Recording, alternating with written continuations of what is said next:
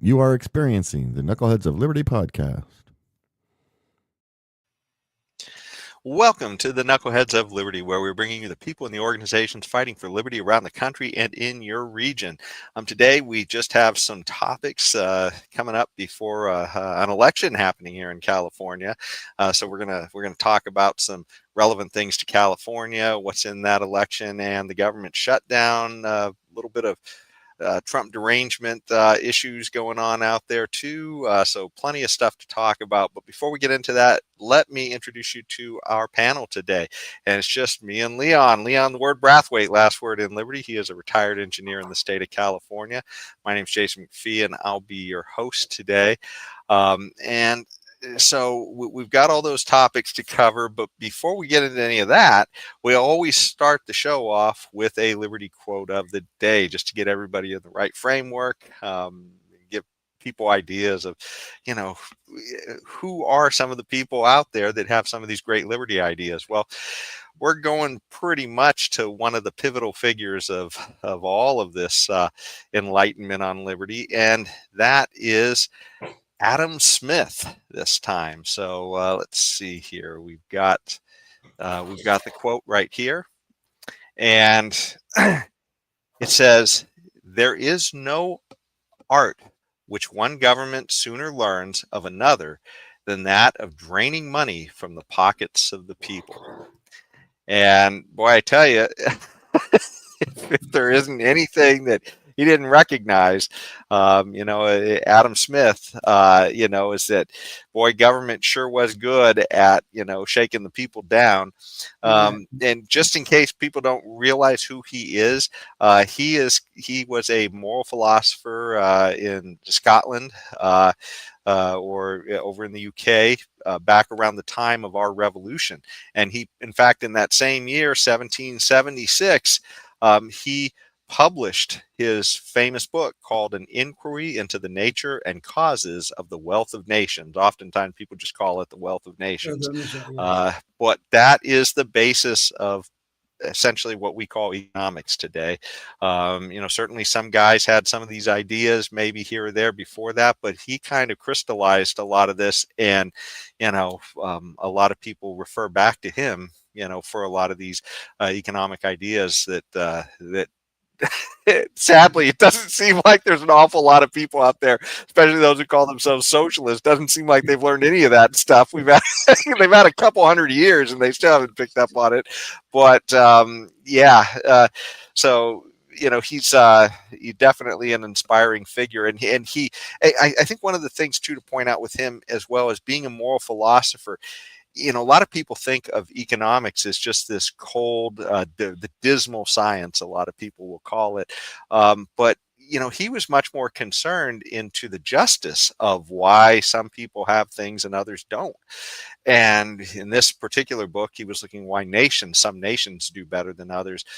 But that's a big question, right? I mean, how is it that some people are better off than others? And that was what a lot of his pursuit was in. And I think it's really important that people understand that economics really spawned from the ideas of people who were trying to understand concepts of justice and how we have what we have. So I really thought this was an interesting quote of his. What do you think, Leon?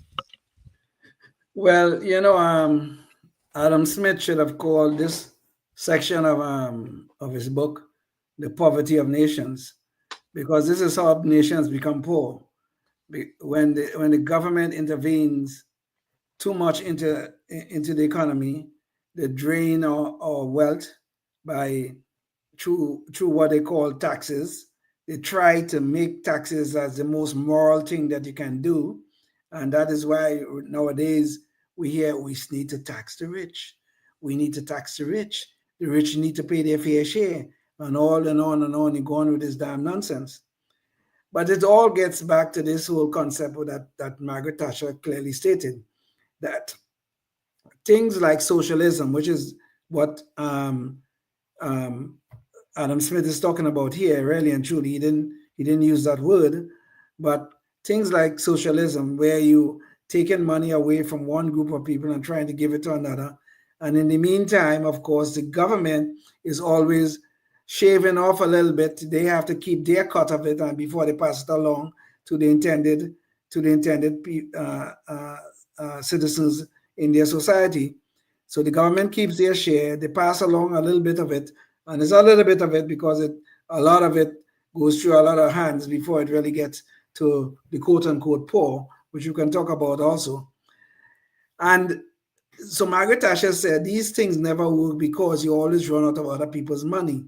You always run out of some limit of draining the pockets of your fellow citizens. And this is why this quote by Adam Smith is so on point that even at the beginning of our founding, someone recognized the danger of government trying to make its citizens poor. Now, they may not call it making them poor. They'll always have some fancy name like paying your fair share and all this other damn nonsense. But it's the same damn thing, taking money away from one group of people who are very productive, and then at the same time giving the money to another group of people who choose to be unproductive. It is really, really an unfortunate set of things that we have that go on in our society that causes the poverty of a society. This very action by government. And Leon, to be fair too, I mean, I don't think that the intent of those who go into government is to make its citizens poor, but the leech doesn't think that it's really, doesn't really consider whether it's making the thing that it's leeching off of sick or weak, right? It just knows that it's leeching, right? It's doing its thing. and that's kind of like what's going on a lot of times with government, right? It's just there. It just doesn't, not actually trying to make them poor, but it's doing its extraction, right? I mean, that's what it's there for. It's fleecing us, we're the sheep in this scenario, right? And we are getting fleeced. Yes. While I'll have to concede that point that the bureaucrats, the politicians, the bureaucrats, they do not go in there with the intent of making us poor. They don't have that clear intent, obviously. But when you see the poverty of nations all over the world, and all of them are rooted essentially in taxing away the wealth of its citizens, you see that have been tried over and over and over and over again. And what have happened? It have failed over and over and over again. And still politicians come along with some new name, some fancy program, or all that kind of stuff that will do exactly the same thing. You have to wonder if this good intentions that they have is really just good intentions or some actual malice to make us poor. I don't know. They know that all of their programs end up with one thing: is dependency and misery. That's what it end up with. And if they continue to do it over and over again without learning any lessons in the process, you have to wonder if the intent is really to make us poor. Yeah. But I have to give you, I do concede your point, though. You're right. Most of the times they're really good. Yes. And, maybe there are some people out there who go into government with the intent that they just want to do some harm to other people. But I think a lot of them, they're just interested in seeing us as the sheep, as the chickens, and they are using us, they are coming to get that harvest every time off of us. And, I haven't heard of any sheep or chickens getting rich in that arrangement. But the person, managing that situation, usually the person in government, a lot of them seem to do pretty well. So, yeah. Anyways, I think, I imagine Mr. Smith would concur with that. Yes, I would think so too. I would think so. Yeah. It would probably make a good book to write about the poverty of nations, really. Whether it is intended or not, the poverty of nations, we should do a book about that. Yeah, we just it'll be a history of socialism. Exactly right. My point exactly. Well, let's get to the business of this government shutdown. We are going on under, I think, day 27, 28, something like that. Yes. Let's jump into an update on that. So we'll show a video here.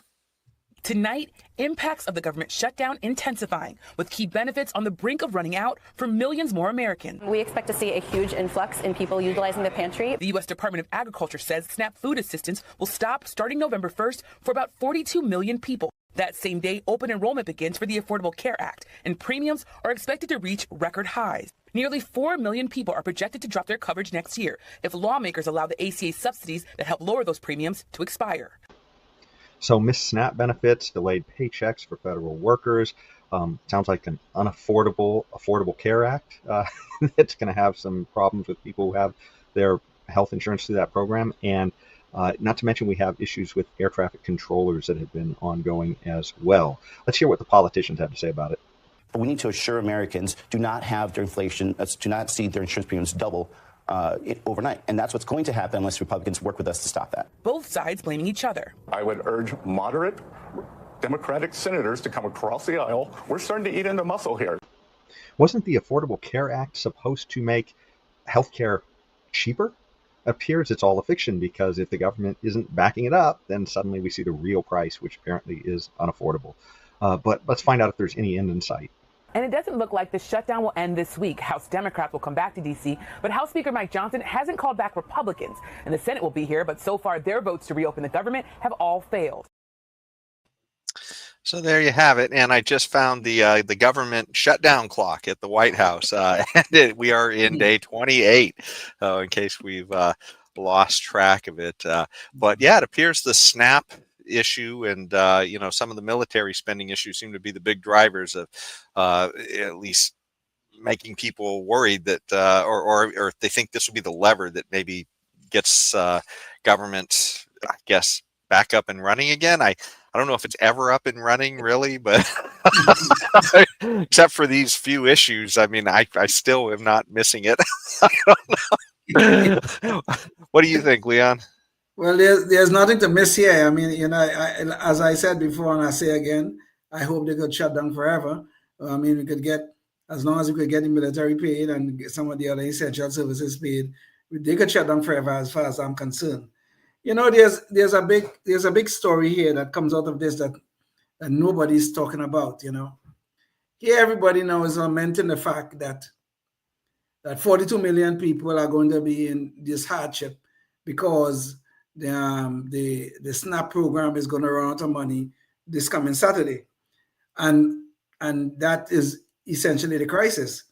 But the far bigger crisis in that story is, why do we have 42 million of our fellow citizens dependent on the government? This is a bad situation of dependency. But this is what politicians do. They set up these programs to look for votes, cause people so dependent. Well, God, I have to vote for politician X because he's going to protect my SNAP payments.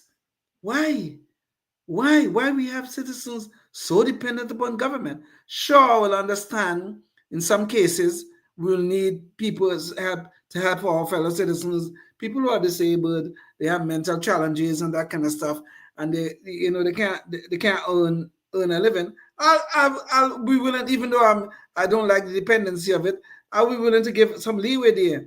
But I am sure these 42 million people that we are talking about in this thing, I am sure 99% of them are average, healthy individuals who could be working, who would not need the government. But here we are, people reporting on this thing like this is some major crisis and not seeing the real crisis. It's a dependency is the issue here. I know it for sure.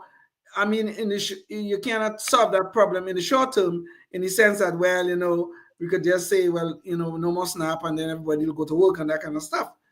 But there's nobody talking about what we're going to do about these 42 million people who are dependent upon the government, where this dependency disease is ravishing their lives. And I'm sure most of these people on SNAP are people living within the inner cities of America or living in the Appalachians or up in that area. Again, dependency in all forms. and nobody is discussing this. Nobody is highlighting something that is so obvious that's coming out of this shutdown. So this is why I would hope that, the government could stay shut down forever, quite frankly, because we could probably start dealing with the dependency problem that is embedded in this shutdown, that, well, has been highlighted in this shutdown. Yeah. Well, here's a few factoids, I guess, to when we talk about this issues of SNAP and some of the dependence programs and stuff that everybody's wringing their hands about right now with the shutdown looming. But this is an article from Cato, and you can kind of see over time the spending on the SNAP program. And you would assume if you had a program that was working, that was helping people, that if it was truly helping people, this line should be going down over time, right? I mean, you should be having some success. You should be helping people through a rough time, and they should be doing better. But what do we see with these government programs? Well, I guess this is pandemic spending, but still, you see these levels that are still really high. I mean, they're all elevated over the levels they were before the pandemic. Here's another little thing I just pulled up while we were talking, but this is a slightly dated chart. It's from the Census Bureau, but it has to do. It's on Wikipedia's page, but it's the war on poverty. It's the page it comes off of, and you can look from like the 50s to pretty close to current day. We're just short a decade here. That looks like relatively flat trend. If not, the numbers seem to be growing. Yes. Poverty. All it takes, it feels like, is for government to declare a war on something for us to lose it. Before we know what's going on, we've lost once the government declares war. So, I guess the smart person might be investing in white flags, maybe once they hear the government declare they're going to war on something. Yes, the government will be waving a lot of white flags pretty soon, if not already. And and you can see the numbers that is since the 1960s when Lyndon Johnson declared this great war on poverty. I mean, what have happened? Poverty won. Just like you said, the white flags are up. Poverty won. We have a huge bureaucracy now serving this dependency crisis, and they think they're just doing a wonderful job. We're just handing out our money that is earned through our hard work. They're just handing it out, just helping their fellow citizens. No one is being helped here. None. When you're creating this disease, when you're furthering this disease, no one is being helped. I mean, if we acknowledge, sure, there are people who may need help temporarily to get through some difficult times. Fine. No, I could accept that. But this permanent dependency that have been established within certain sectors of our society, it is immoral.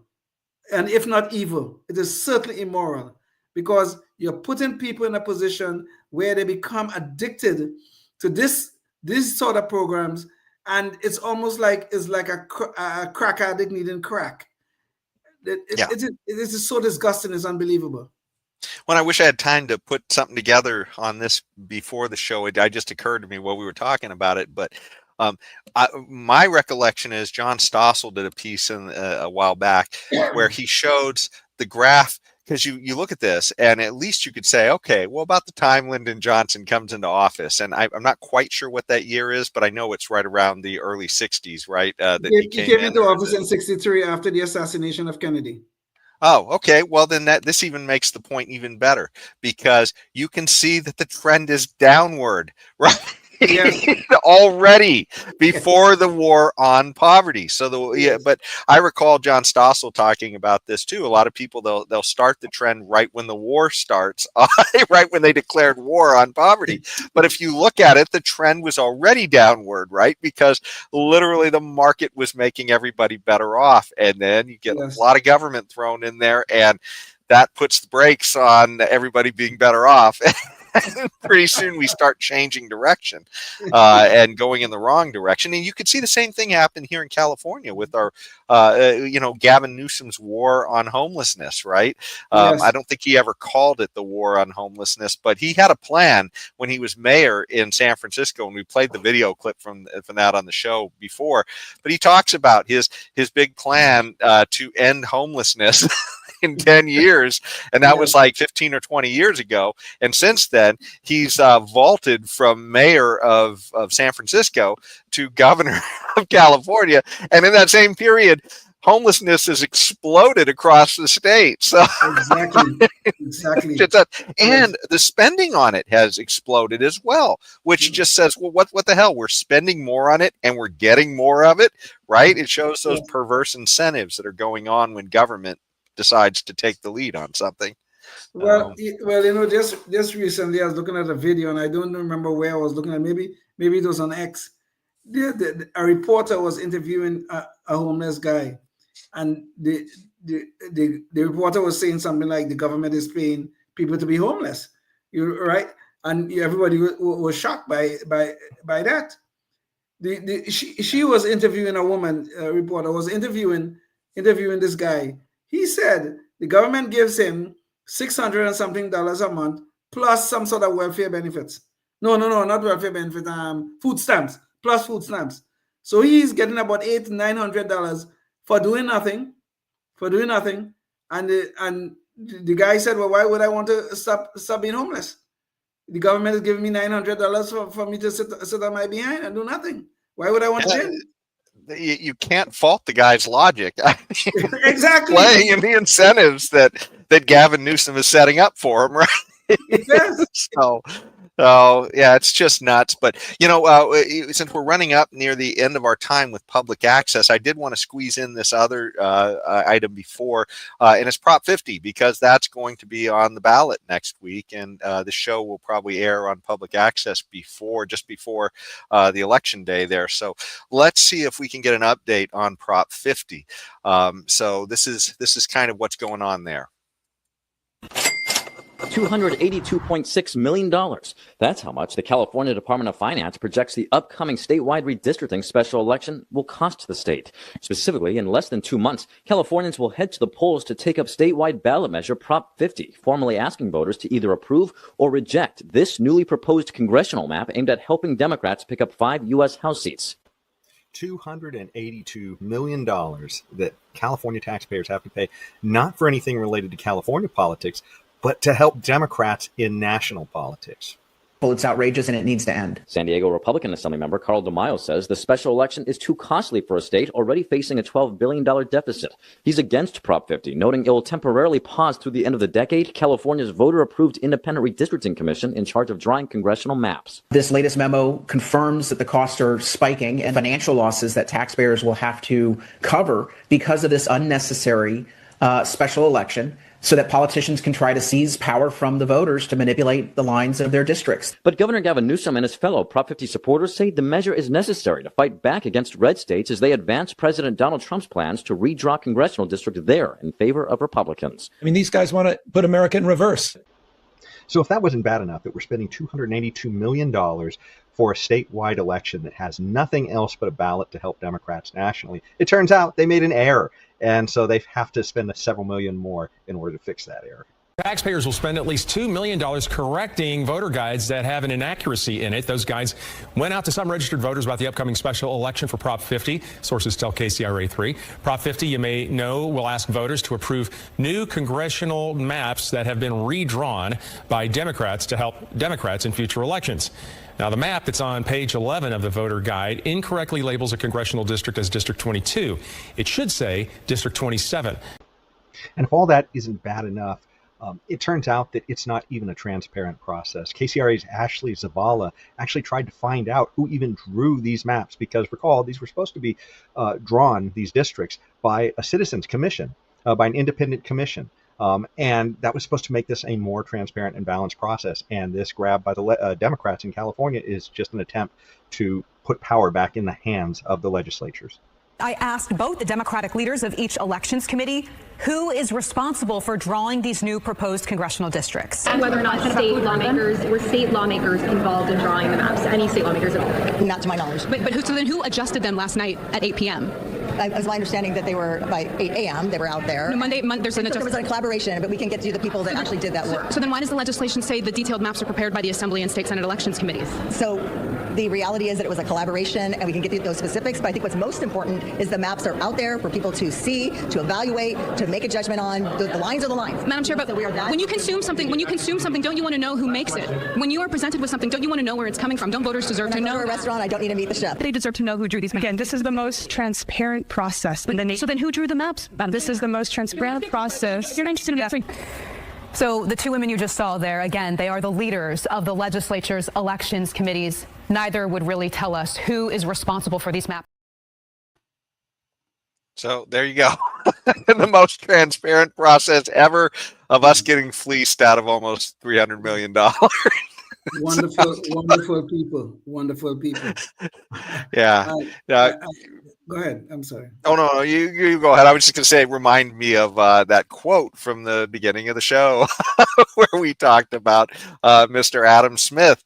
And, it's there is no art which one government sooner learns of another than that of draining money from the pockets of the people. And almost $300 million, right, for something that doesn't directly benefit California. This is something that benefits the Democrat Party nationally. So there you go. Well, these people are the most wonderful people on planet Earth. Excuse me. Because they're always trying to protect democracy. They're always trying to protect the rights of voters, but it always ends up being increasing their power. Okay, fine. Texas redrew their map, but it was legal for them to do that. Their state law is different from here in California, and I don't know why California have to violate its own laws and own constitution to go draw these new maps, because it's in the Constitution, if I'm not mistaken, that the California Constitution I'm talking about, that the independent commission is supposed to draw the maps, and I think it's specified every 10 years. I didn't think they allow for in the middle of the census period, which is every 10 years. I don't think it's legal to do that under that part of the Constitution that deals with this very issue. No, this was literally rammed through, Leon, but unfortunately, when we talk about ramming things through, if you're watching on public access, we're out of time, but you can come to knuckleheadsofliberty.com and catch the rest of the show, where we're going to continue to talk about this issue, some happenings in Argentina. There was some exciting news for Liberty over there, sort of a cavalcade of TDS memories with some of the recent stuff we've been hearing, and some blast from the past on that. And finally, a little bit of a kind of weaselness from our governor at the end of the show. We'll talk about that too. But anyways, back to the show. So Leon, continue with your thoughts. Yeah. So these weasels always out to tell us how much they care about us, because everything that they do is because they want to protect the rights of voters, blah, blah, blah, and all this damn nonsense. When the only thing they're trying to do is to protect their power base. That's all they're trying to do. Because look at these maps, these new maps. There's going to help the Democrats. Okay? Why in our state we should be doing anything that deliberately help the Democrats? I would be opposed to Proposition 50 if it was something that was meant to help the Republicans. I'll also be opposed to it. But I'm opposed to Proposition 50 because really and truly it violates our law to start with, and it have nothing to do with California per se. It has to do with the national politics behind the congressional districts that where we live.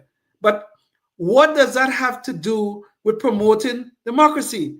And this is all the things they're trying to sell us on, when it's a bunch of damn nonsense. And everybody knows that it's not about promoting the democracy. It's about promoting the power of the Democratic Party. And I didn't know that that's what our taxpayer dollars are to be used for. Mm-hmm. Yeah, and this is supposed to be, the money that we spend on this is supposed to be for the benefit of the citizens of California. And the idea that what we're implicitly saying is, oh, how the Democrats do on the national scene is somehow, reflective of how things should be locally. And that's really not how our government was supposed to work in the first place, right? I mean, we're supposed to have all these states operating as different laboratories, right? Under the federal system umbrella of, sort of a few rules of the Constitution to keep everything coherent. And that's it. And unfortunately, has gotten really big since then. In fact, maybe now's a good time to bring up some of those numbers we brought up last week, about the government shutdown, right? I mean, what are we talking about here? Well, I mean, this is debt. This is federal debt, right? And it's actually over, this is, like we said before, this is our Treasury, and they're a little bit behind on the clock here because we're actually over 38 trillion now. So they're a little bit slow on that. But the point of that graph, though, is look at it. I mean, this is implicitly the growth of government, right? I mean, when you see all this spending, that is money being extracted from the private sector, from you and me making decisions with our own resources, to government deciding how that's going to be used. And it's been committed deep into the future, $38 trillion into the future. And a lot of commitments beyond that as well. So because this doesn't capture all of those promises on Social Security and Medicare and all the other stuff, the unfunded liabilities.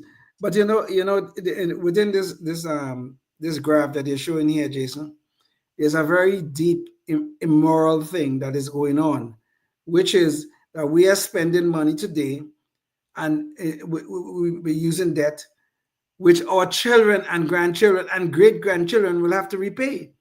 And I think it is totally immoral to place burdens upon our children, grandchildren, and even great-grandchildren to take care of the debt spending that is now ongoing in our time. I think this is totally immoral. And this is a real problem with this graph. And nobody ever talk about it. Yeah, 38 billion, oh, it's a big number. Yeah, it's a big number, it's a big number. But nobody talk about the underlying immorality that is ongoing. And this is disgusting. I guess I'm repeating myself because I called something else immoral early on. Yeah.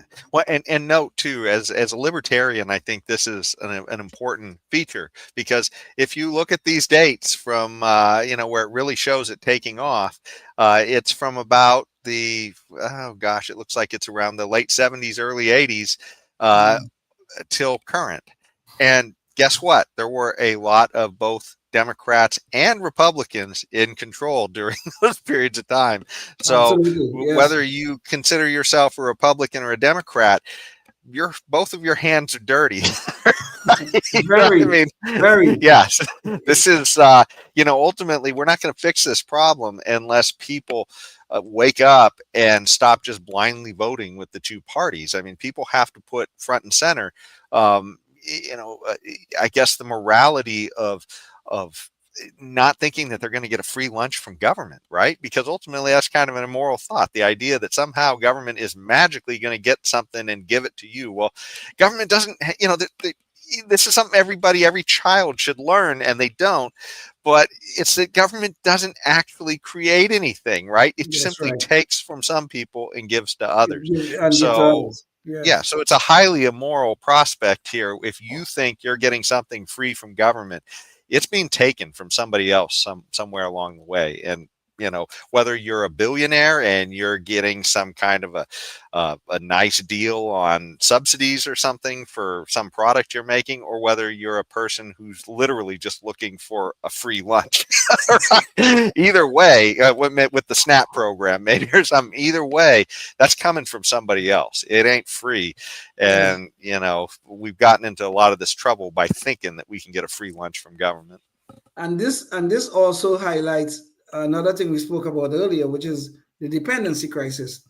In that graph, this is what it is that's going on. The government are creating all of these programs that are creating this massive sense of dependency among the citizens. We talk about the SNAP program. There are other corporate welfare type programs. We talk about spending for homelessness. We could talk about the welfare payments that we have seen, and all those things. We're taking away money from hardworking Americans to give to non-hardworking Americans, people willing to sit on their behind and talk about, oh, the government should give me this and the government should give me that, like if it's all free. But those dollars that are being transferred in and all of the debt spending is either we paying for it in the current time, or it's going to be paid for by our children and our grandchildren and our great-grandchildren. One or the other is going to happen. And the way it's looking right now is definitely our grandchildren and great-grandchildren will be paying for these things. This is unbelievable. Yeah, because guess what? The people who are easiest to take from in this scenario are the people who ain't around yet. Exactly. Well, it's not only the people who ain't around us yet. That's a very good point. It's also the people who can't vote. Okay, that is under 18. They cannot vote, so it's very easy to take from them. Yeah. And that's really I almost feel like we become a nation of vampires, right? I mean, we're just sucking off the young, and I just can't think of, I mean, if anybody considered themselves to be a religious person or anything else, I just can't imagine people getting together in a church and thinking, yeah, how are we going to victimize our youth today? That would be nuts. And yet that's in practice what we do constantly with our government is we are loading up these debts on our youth. And it's just absolutely immoral. If I go a small tangent here, you go to some of these churches, these churches who are called themselves, they hail themselves as full gospel Bible believing churches and that kind of stuff. And you could go there during the week, right? Not on a Sunday, but go there during the week where they're helping people, teaching people how to become dependent upon the government. Okay, this child, you could get enroll in this program, you could enroll in that program, you could enroll in that program, and all this kind of stuff. Even though the 10th commandment tells you don't envy your neighbor's stuff. Don't go after it, your neighbor's stuff. It tells you that very clearly. But what do you think? What do these people think that they're envying? They're envying their neighbor's stuff. They're looking for their neighbor, the hardworking neighbor, to pay for their standard of living. And you see these Bible teaching churches telling these people, this is okay. This is madness. I think they're bought into the idea that it's either a free lunch or it's some rich guy who ain't gonna miss a little bit, right? Yeah, I guess. Yeah. But keep in mind this. Let me bring this up real quick again, just to show it. But this debt of 38 trillion, it's over right now. Like I said, this is slightly behind. That's how fast the debt is moving. They can't keep up with it. But if we wanted to take all the billionaires and apply what they had to this, it would just take off a small portion of it, right? Because together, Elon Musk and all those guys combined, Bill Gates and all of them, they only add up to maybe $7, maybe $8 trillion. That's right. So you have not solved the problem. So all those people like the Elizabeth Warrens and everybody else trying to make you imagine that you're just going to go, skewer the rich. Even if you took all of their stuff, now you got it, you're still in debt, and you haven't got them generating jobs and money anymore because you took everything from them, right? That's if you took it all. Now, if you don't take it all, you're taking even a smaller amount off of them. Right? We have a spending problem. That's the crux of all this, right? We have to control our spending because we are doing this to our children and grandchildren's peril, as Leon has said. Indeed. Yeah. I wish everybody will learn that we should not envy or covet our neighbor's stuff. I really wish everybody will learn that, and then maybe we'll adjust our behavior to be a little more moral. Well, speaking of adjusting behavior, there's some interesting news going on in Argentina. We have talked about Mr. Javier Milei on our show in the past. In fact, he had the distinction of having our first Liberty quote of the day on this show was him, where it said, I didn't come here to guide lambs. I came here to awaken lions. And he's doing that in Argentina right now. He has, let me show this number here. That when this shows before and after Mr. Milei came into office, here, the inflation rates. And you could see back in 2023 in the previous administration, inflation was, we think inflation is bad if it's getting above 3%, right? I mean, you're even starting to go above 2%. Well, it was already over 5% and rising. And by the time Milei took office, it was already breaking over 25%. And from what this chart is showing is that his administration has now brought it to those levels that we think are kind of a healthy economy at that point. Now, they got a lot of other problems that they're dealing with, but this is one of those countries that bought into that lie that we seem to be buying into with that chart, that I'm showing here. I mean, this is the lie. We're buying into it right now. We're climbing the mountain, or rather digging the hole that they think of this as getting to ride high means we're digging a hole. Just flip this thing around, I guess, is really the way to think about it, about how hard it's going to get out. We're just climbing a mountain of debt, so we could still say climb. It's okay. Yes. Yeah. Well, but Javier Milei is getting them out, but that's not a sure thing. A lot of countries, they get into that kind of trouble, and a lot of times it's huge despair. People, complete lives uprooted. Maybe wars happen. All kinds of terrible things happen when you start heading in this direction.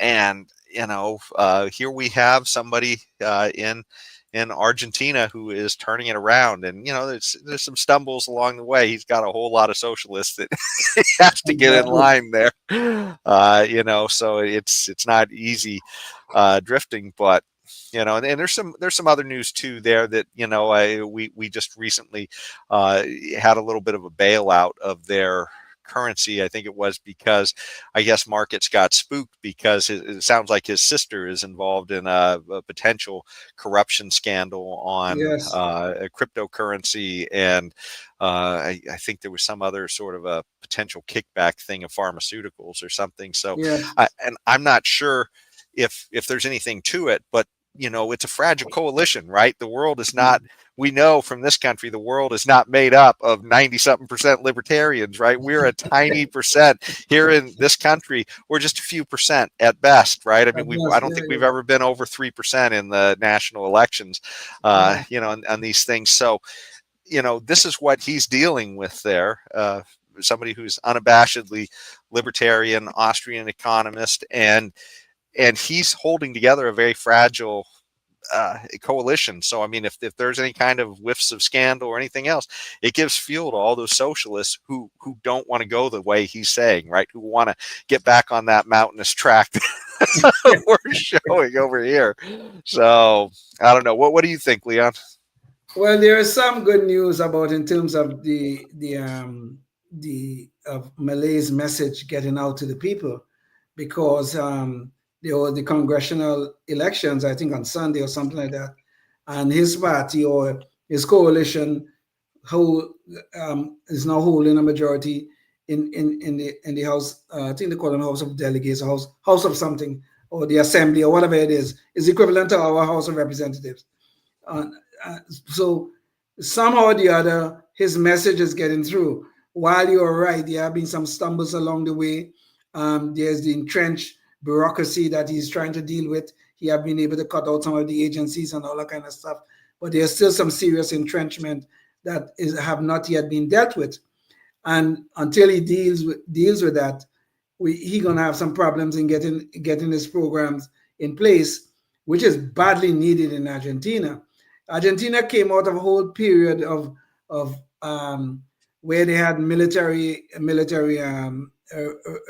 juntas ruling the country, and then they went into some form of democracy, but it was never really good because the military was always in the background, always still trying to direct quote unquote traffic. But then Milei came along with his libertarian message, and I didn't give him very much chance of success, because I don't think anybody did. No, you're right. No, it's true. I'm going to admit it, and I think I said this on this program, because the military is in the background of all of these things, and they hold a very powerful position in Argentina. Okay, some of the old guard is still left over in there and that kind of stuff. And so far, though, he have somehow been able to push through his program without any sort of interference from the military. So I hope that keeps up. Okay, and now that he has a majority in Leon, continue your thought real quick. I have to go shut something off here. Okay, all right. Yeah, so I do hope he's able to keep to keep that progress that he's making, despite the fact the stumbles are on, despite the fact that there have been some little hiccups along the way. This scandal with his sister is a potential problem, but so far that scandal have not touched him. So as long as he could keep that majority that he has in his Congress, I don't know if that's the correct word for their representatives. As long as he could keep that majority, and as long as he could keep the drive going, it would seem like his message is getting out, and it would seem that he could have some success in turning Argentina around. I mean, Jason just showed the graph of inflation, which so far is quite a success, something that should be applauded. Yeah.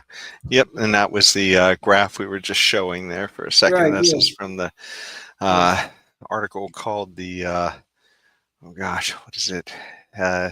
The GRIST, the GISreportonline.com.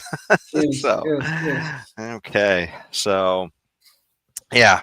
But anyways, yeah, so I think this is an important story of hope, I guess, for all of the hopelessness we see in our own policies when we look at where this debt is headed, and when we see the turmoil in our own politics and the never-ending, I guess, selfishness of people wanting to constantly have government do something to serve them at other people's expenses, right? I mean, this is where it goes, and you know, what Javier Milei, he told the people when he got there, he just said, no hay plata, there is no money, right? Yeah. And he's managed to miraculously make that case to people who, you know, been weaned on socialism, and I think it's inspiring, to say the least. So, yeah, you know, but Javier Milei and I think Donald Trump to some extent is really exposing this worldwide phenomena of the dependency crisis that we see in our respective societies.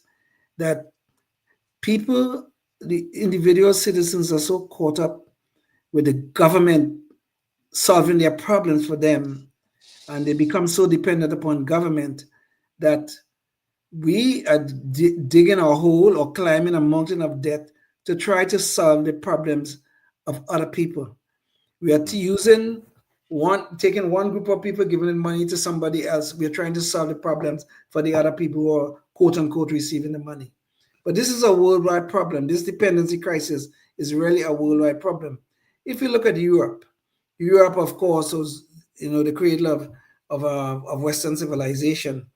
And now the cradle of Western civilization is now being destroyed internally, not being attacked by a foreign army, not being attacked by some Martians from outer space, but internally, where you see, take Greece for example. They were once a prosperous, successful nation. Greece virtually went bankrupt in around 2010, 2011. And the other ones of Spain was in difficulties. But it all have to do with the dependency crisis created by this socialist notion of taking money from one group of people and giving it to someone else. So it's a worldwide crisis. We do not have this problem alone. It's a worldwide crisis. This dependency crisis are destroying countries. It really is. Yep. And this is all, the fruits of socialism, and having your government control the education and all those bad things, and that's in fact that's what Javier Milei said when he went into office. He says, afuera, get rid of it, all these different government entities, and I am pretty sure that whatever their Department of Education was, that was probably on that list of afuera. I know it would be for Trump if he were able to, but he's done about as much as he can to hobble our Department of Education.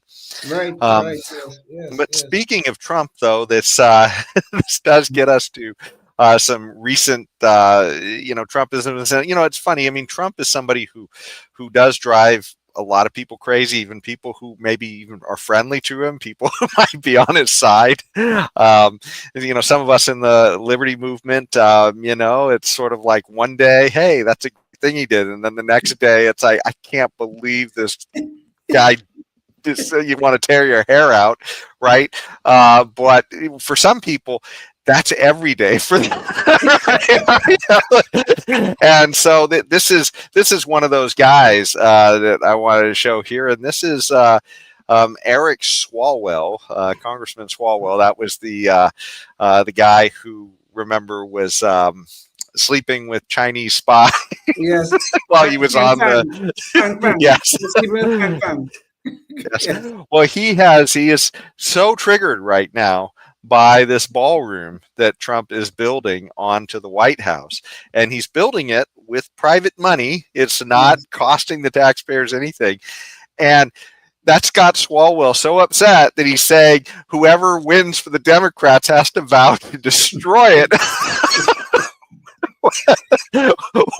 when they become president. And I guess they kind of, somebody must have gotten to him and brought him to a little bit more to his senses, and he says, well, whatever it is, we're just going to rename it the Obama Ballroom. So, but I think it's important to note that this isn't like, this would seem like nuts, right? The idea that you see a president, he's adding a ballroom to the White House, and the opposition isn't saying, oh, okay, well, maybe he's got the wrong focus. He needs to be focused on something else. But the idea, well, we're just going to destroy it. Right? Well, this is kind of what we call TDS, right? Trump derangement syndrome. Yes. And just to take you down memory lane of a bunch of other stories that happened when Trump was in office before, you just can't make this stuff up, right? I mean, things that the press was focused on. This is a CNN story from back in 2017. They literally devoted a story to the fact that Trump gets 2 scoops of ice cream while everyone else gets 1. They wrote a story about this, right? Because apparently at a White House function, Trump asked for a second scoop of ice cream. Now, I've never seen all those images we've seen of Joe Biden walking around eating ice cream in front of all the reporters and everything. Exactly. Yeah. Right? Well, nobody else had any. Okay. But, okay, maybe just this one story. No, but it doesn't end there.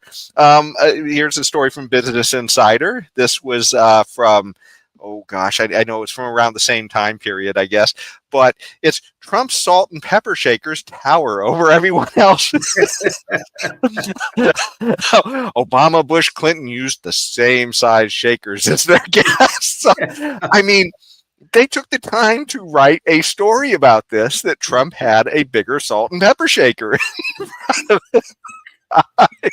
You can't make this stuff up, but it goes on. There was a story where Trump went to Japan, and he was with the prime minister there, and he was feeding the koi fish in the pond with the prime minister. And this is how CNN, notice too, where there's a lot of CNN stories we're getting this out of. Right. Kind of shows you where, cult news network, and the TDS that was going on there. But says Trump feeds fish, winds up pouring entire box of food into koi pond. And so what people were trying to make this out as is that Trump had no decorum, and what a brute, and he just has no. Well, it turned out that was a fake story as well. PolitiFact wrote up the story, and it turned out that Trump was following the lead of the Prime Minister of Japan when he threw his food in first, and Trump simply followed suit.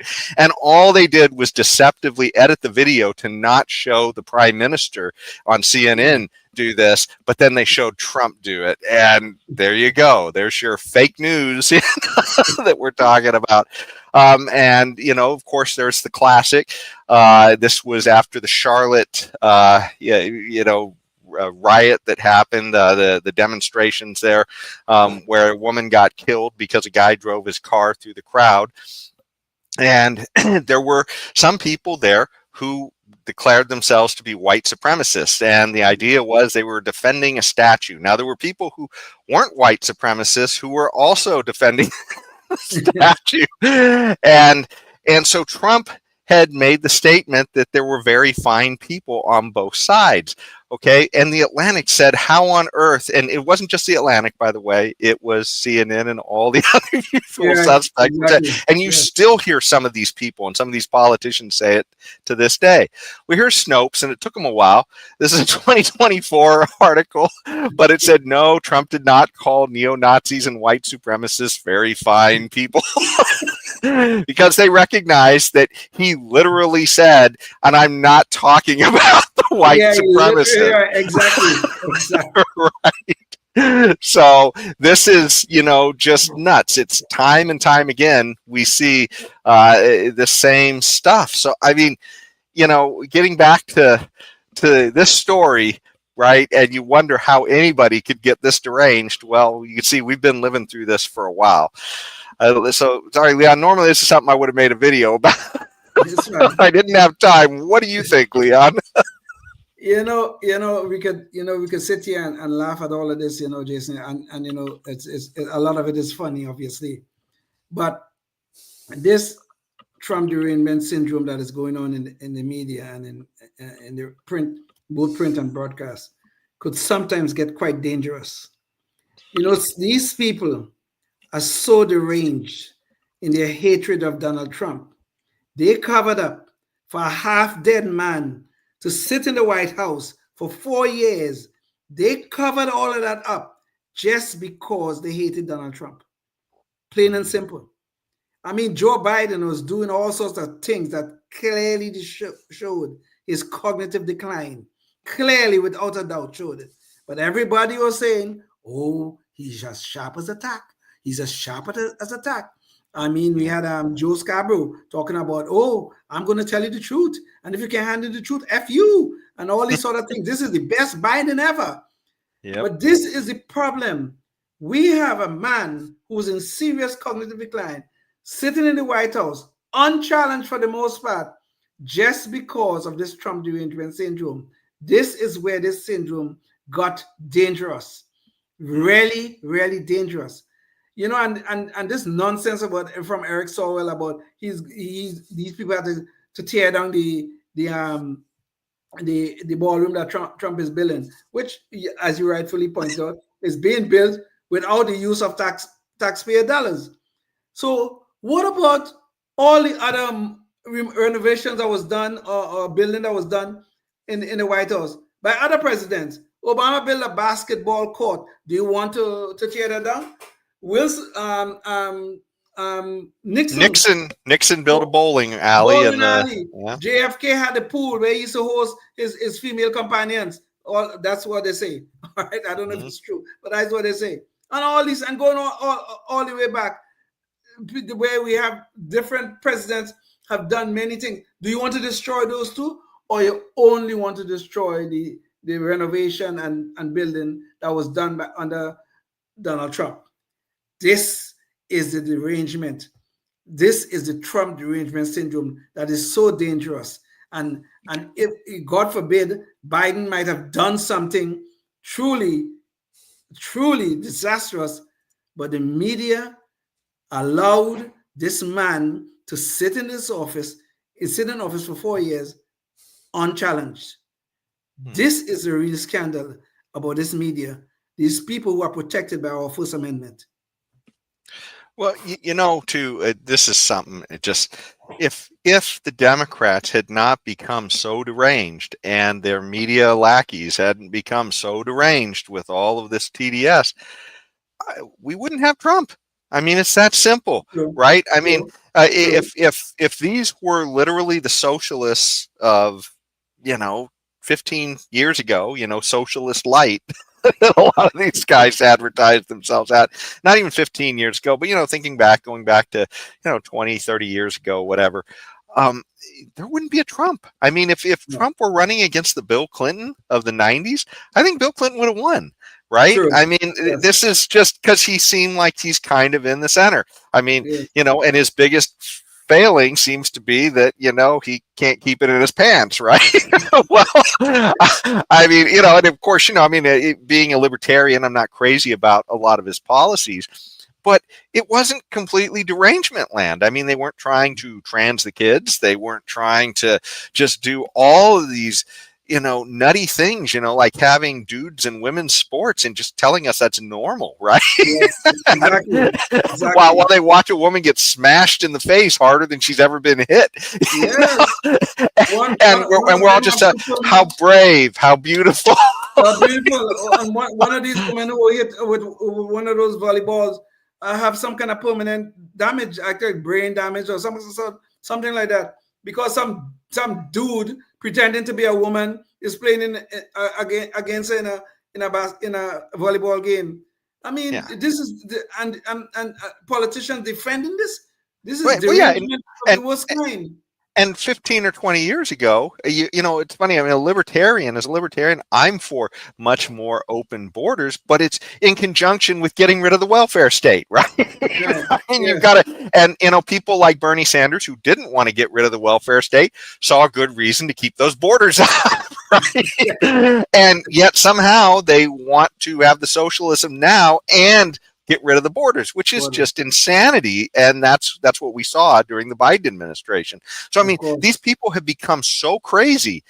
That's why we have Trump, because Republicans really didn't want Trump the first time around. Right? If you think about how Trump came to power, it's because there was a big field and he picked them off one by one, growing from like 20% to eventually picking up a few more and showing the others to be weak. And eventually he ate up the entire field. If he had been going up against one Republican from the beginning of that race, he would never have been a thing. Right. So I think Marco Rubio might have been president before Donald Trump ever became president, if not for this derangement and all this nonsense that was going on it's really only because the Democrats went so crazy and the Republicans didn't seem to have any spine to stand up to any of it. That's why we have Trump. I mean, it's that simple. So God. It's so disgusting to see this, that this is what our politics have become. This derangement that say that anything Donald Trump do, we have to oppose. This is the kind of mentality. Everything. It doesn't matter what he do. He could probably go piss on the sidewalk, and they're gonna say, well, we're gonna oppose that. Okay, fine. Maybe if Donald Trump ever get to that, he stuff. But if you feed a little dove in the rose garden of the White House, we have to be opposed to that too. Yeah. Because something is wrong with that. This is the derangement that's going on. Jesus Lord. Well, and the funny thing is, I mean, just one more thing to add to the derangement heap that we're talking about here. But think about what they're saying about Trump, doing this remodeling and adding on this ballroom to the White House. They're using terms like he's bulldozing the White House. He's tearing things down. Where were they when in 2020 when rioting mobs of leftists were going through blue cities, burning and tearing down everything, including monuments, right? Yes. And you're concerned now about the history of the White House when he's simply adding a ballroom that is probably going to make a lot of new historical memories that I mean, at one point there wasn't a White House, right? Should we not have built that then? Because, oh my God, there was some history to the ground underneath the White House, so we can't do anything. You know, this is just kind of nuts. But this is just the point, you know, that whenever the left does something that we find objectionable, it becomes okay. You know, you just ask where were they when they were burning down the cities and all that. You know where they were, Jason? They were on CNN and MSNBC telling us they were mostly peaceful protests, telling us that it was fiery but mostly peaceful. You know, that's where they were. That's where they were. And this insanity was able to go on for a whole summer here in 2020. Yeah. Sadly, I don't have that image at my fingertips, or I'd throw that up again, because that's such a condemnation of the media, to have a reporter with the chyron underneath him, fiery but mostly peaceful protest from, of course, CNN. And you see fires blazing behind in his background. Yeah, that's literally the level of derangement that brought us a Trump. Right. I mean, that's it in a nutshell. But anyways, we are getting near the end of our show, and we have a particularly bad political situation in California where we have one party rule here, and we have a real weasel of a governor who is just, keeps digging the hole deeper for us every time we turn around. Well, he was caught in a few kind of big whoppers this week. So we've got a special segment here for Knucklehead Noise Patrol. And I think it's best characterized as Pop Goes the Weasel. So let's watch. Being from California, we've always got to put up with this weasel of a governor that we have, who always seems to be popping off about things that are just exaggerations or just downright dishonest. Well, it's been a busy week for our governor. Let's find out what's been popping for him.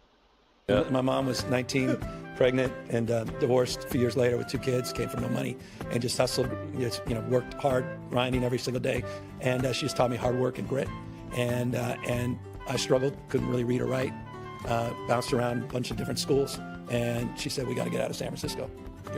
Needing to get out of San Francisco might be the only honest sentiment that he revealed in that whole line of BS. Let's continue. And so I was out there kind of raising myself, turning on the TV, started, just getting obsessed, sitting there with the Wonder Bread and 5 stacks of, it's like the White Stack Live story.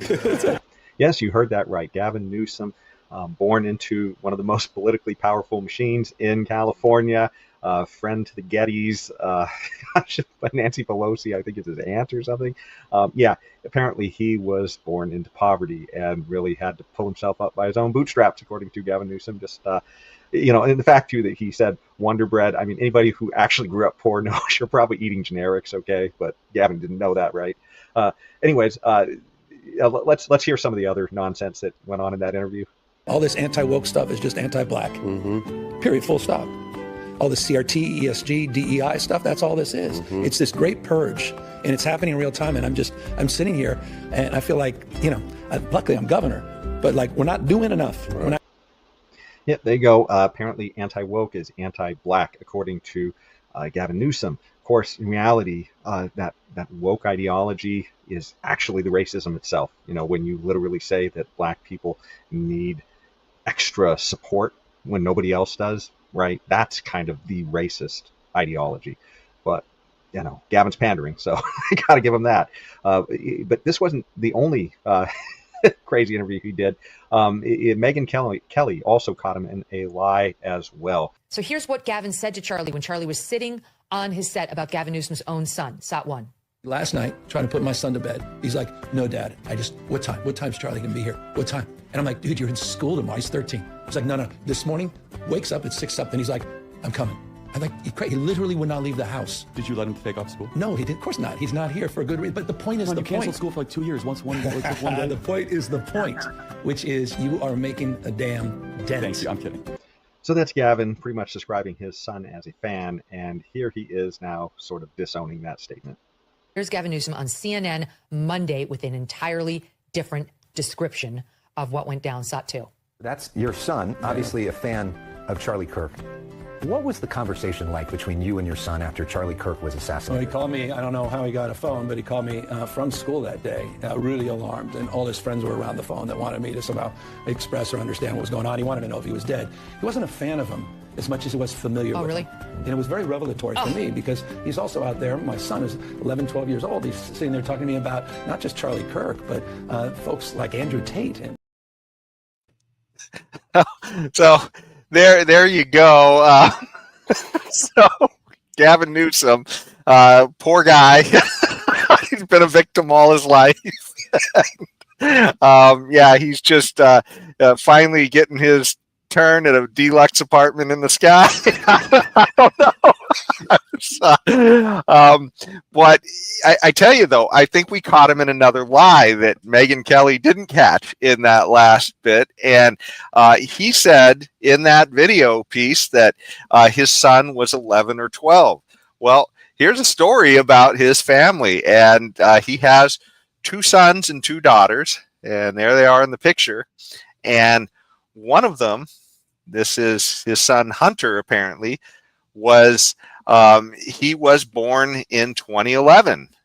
Well, that means that he must be at least 14 or 15 years old right now, right? Because we're in 2025. And here is his other son, and this is, let's see, Dutch. And he was apparently born in 2016, which means that he is about 9 years old. Gavin literally was just saying his son, who was 11 or 12 years old. So he's lying so much, he can't even keep track of the real ages of his kids. I mean, this guy is a sociopath. Certainly a weasel. I don't know. But, and keep in mind, too, this is a guy who literally cheated on his first wife with his campaign manager's wife, too, and all that. And I don't want to sit here and just judge one complex piece of somebody's life. But, I mean, man, you take it into context with the endless lies this guy does. It's just...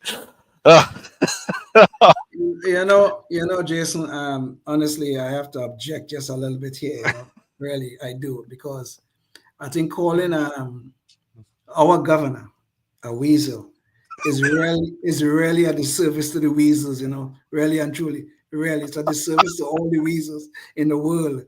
And I expect to get some very, very bad letters from the weasels of the world that we are calling our governor a weasel, Well, we don't care about those weasels because they're all probably voting Democrat anyway. They're probably not watching this show.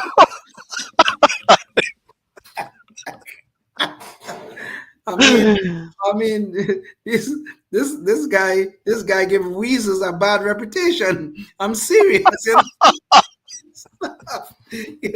Gavin Newsom. Now, when you sit down and listen to this guy, you can't even, not an honest word could ever come out of his mouth.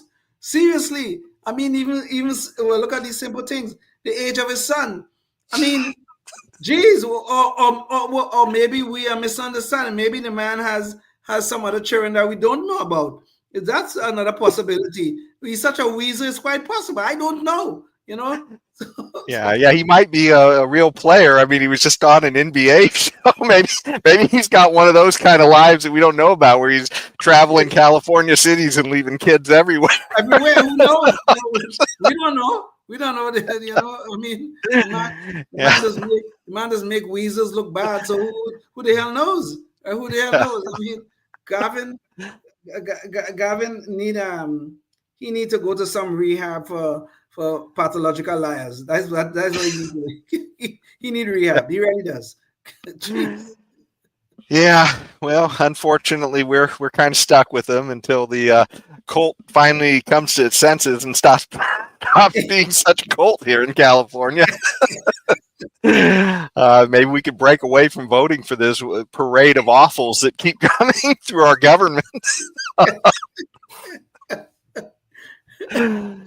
Oh, yeah. Well, I think I think that about sums up the show tonight. Leon, do you have any final thoughts you want to leave the audience with? Stop calling Gavin a weasel, because you're making weasels look bad. You're really making the weasels look bad. Sympathy for the weasel. Absolutely. Well, I think we've about reached the end of our show tonight. So yeah, if you're watching, you know, I mean, you can see all these people kind of, you know, taking away our liberty just a little bit at a time. And you know, if you, it ain't going to stop by itself. You know, you know, they got lucky in Argentina. They had a miracle that they got a guy like Milei come here. But I tell you, we can't wait for a miracle. You know, you all got to get up and do something on your own to move the ball for liberty as well, or you ain't going to have it. You know, you're going to lose it to that free lunch that somebody else is looking for from government. So, you know, be thinking about what you can do to move the ball for liberty before the next show. And until then, stay tuned and stay free. Oh, yes, indeed.